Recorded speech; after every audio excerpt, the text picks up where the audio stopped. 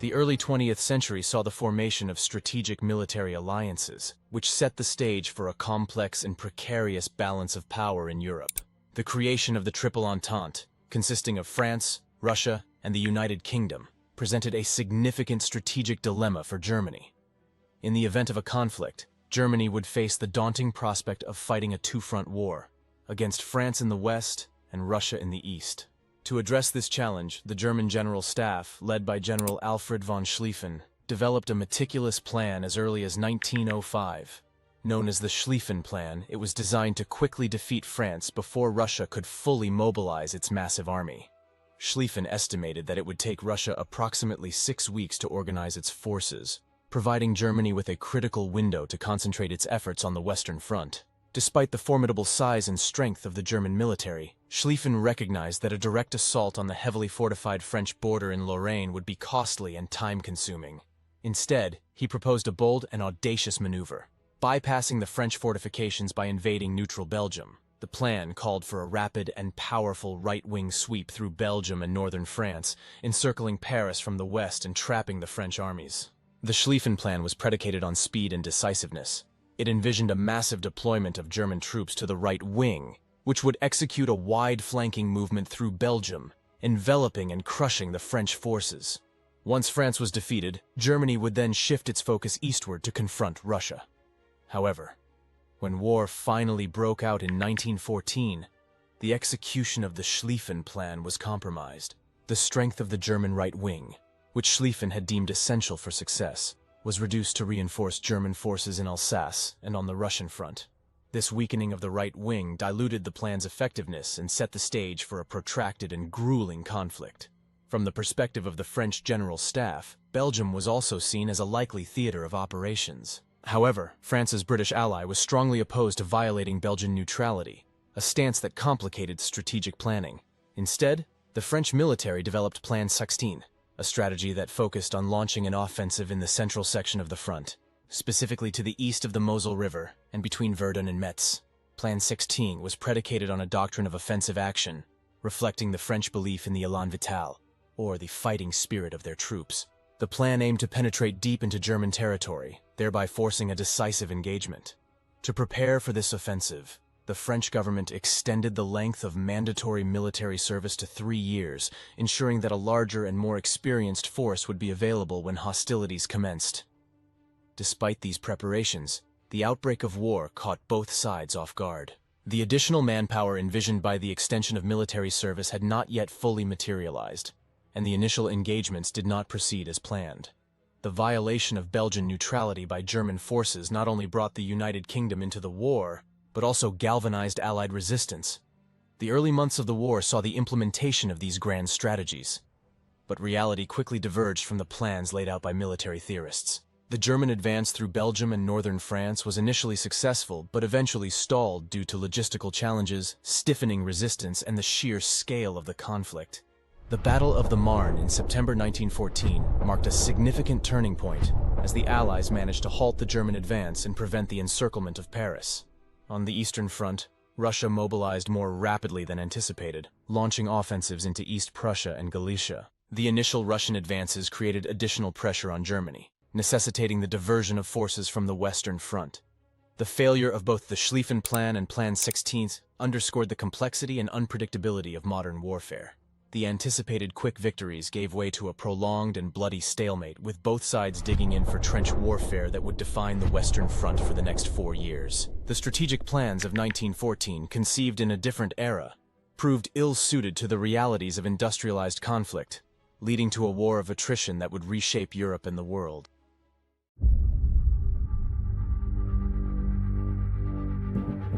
Summer of 1914 witnessed the rapid escalation of the First World War, as carefully laid plans and alliances led to the full-scale mobilization of European powers. The opening months of the conflict were characterized by significant offensives, shaped by strategies developed in the preceding years. Germany's initial strategy, known as the Schlieffen Plan, was devised to avoid a protracted two-front war by swiftly defeating France before turning east to confront Russia. The plan hinged on a rapid and overwhelming advance through Belgium and into northern France, bypassing the heavily fortified Franco-German border. On August 4, 1914, German forces launched their offensive by crossing into Belgium, directly from Germany and via Luxembourg.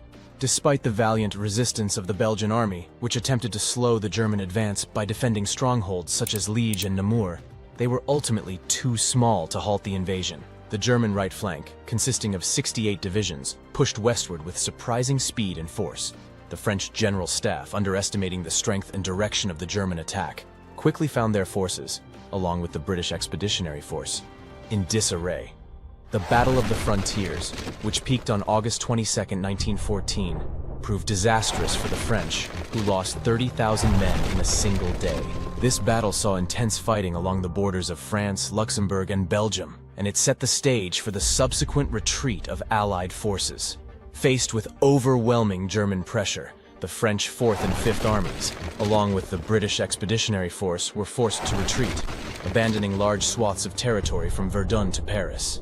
Despite the severity of the situation, the retreat was conducted in an orderly fashion, allowing the Allies to regroup and prepare for a counteroffensive. By early September, the German advance had brought them perilously close to Paris, leading to a critical moment in the war. From September 5 to 12, 1914, the First Battle of the Marne unfolded. French and British forces, under the command of General Joseph Joffre and Field Marshal Sir John French, launched a determined counterattack against the advancing Germans. This battle, often referred to as the Miracle of the Marne, saw the Allies successfully halt the German advance and force a retreat back to the Aisne River.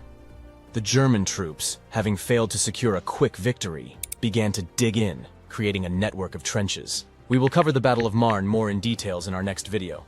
With the front lines stabilized along the Aisne, both sides sought to outflank each other in a series of maneuvers known as the Race to the Sea. This phase of the war, which lasted from September to November 1914, involved continuous attempts to extend the trench lines northward to the English Channel. By the end of November, the Western Front had solidified into a continuous line of entrenched positions stretching from the North Sea to the Swiss border, marking the beginning of trench warfare that would dominate the conflict for the next 4 years. While the Western Front descended into a deadlock, the Eastern Front saw rapid and dramatic movements. Contrary to German expectations, Russian armies mobilized more quickly than anticipated, launching an invasion of East Prussia on August 20, 1914. The initial Russian advance was met with a decisive response from German forces under the command of Generals Paul von Hindenburg and Erich Ludendorff. The Battle of Tannenberg, fought from August 26 to 30, resulted in a crushing defeat for the Russian Second Army, which suffered massive casualties and the capture of tens of thousands of soldiers. Despite this setback, Russian forces regrouped and continued their offensives further south. In Galicia, the Russian army achieved a significant victory at the Battle of Lemberg, now Lviv, in September 1914. They captured the city and occupied eastern Galicia, dealing a severe blow to Austro-Hungarian forces. This success underscored the challenges facing the Central Powers on multiple fronts. The offensives of 1914 set the stage for a prolonged and brutal conflict. The failure of the Schlieffen Plan marked the end of any hopes for a swift German victory in the West. The entrenchment on the Western Front and the continuous clashes on the Eastern Front indicated that the war would be far longer and more devastating than initially expected. The early battles demonstrated the deadly effectiveness of modern weaponry and the strategic importance of coordination and logistics. The immense loss of life and the destruction of vast territories foreshadowed the unprecedented scale of suffering that would characterize the First World War. As the fronts stabilized, both sides prepared for a war of attrition, where victory would hinge not just on battlefield successes, but on the ability to sustain and support their armies over the long haul. These initial clashes in 1914 shaped the strategies and expectations of the combatants, setting the stage for the grueling and transformative years that lay ahead. The world had entered a new era of warfare, one that would leave an indelible mark on the 20th century and beyond.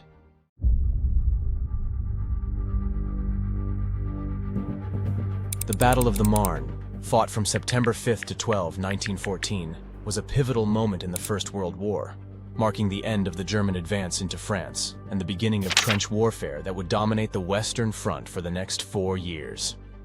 The battle is often heralded as the Miracle of the Marne, due to the dramatic reversal of fortunes for the Allied forces. By early September 1914, the German armies, executing the Schlieffen Plan, had made significant inroads into France. Their rapid advance had forced French and British forces into a retreat that threatened Paris. On September 2nd, as German troops approached, the French government debated declaring Paris an open city, which would have left it undefended, and then decided to relocate to Bordeaux to avoid capture and maintain governmental continuity. However, logistical challenges began to strain the German advance. The right wing of the German army, commanded by General Alexander von Kluck, decided to bypass Paris, redirecting their movement southeast. This decision was influenced by the need to shorten their overstretched supply lines, which were becoming increasingly difficult to maintain over the rapidly extended front.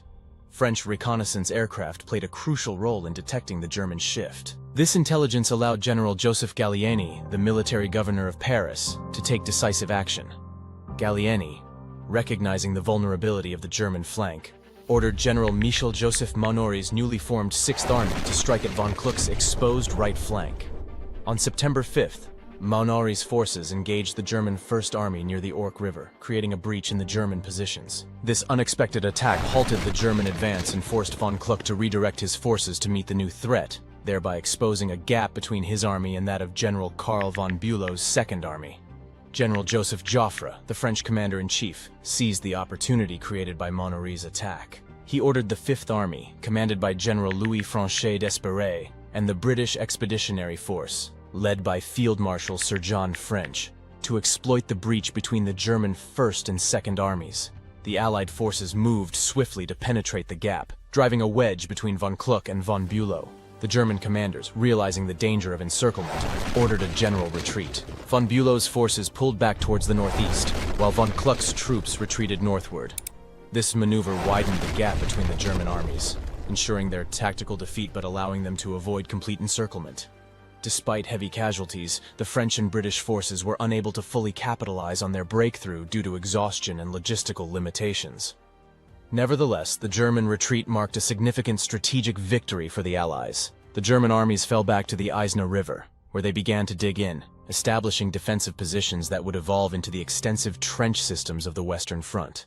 The Battle of the Marne had profound implications for the course of the war. It thwarted the German objective of a quick victory in the West and forced a shift to a war of attrition. The stabilization of the front lines heralded a new phase of static, trench-based warfare, characterized by grueling battles and minimal territorial gains. The victory at the Marne also had a significant psychological impact. It bolstered Allied morale at a critical juncture, demonstrating that the German advance could be halted and reversed. For the Germans, the failure of the Schlieffen Plan necessitated a re-evaluation of their strategy. The anticipated swift campaign had transformed into a prolonged conflict, requiring immense resources and leading to widespread devastation.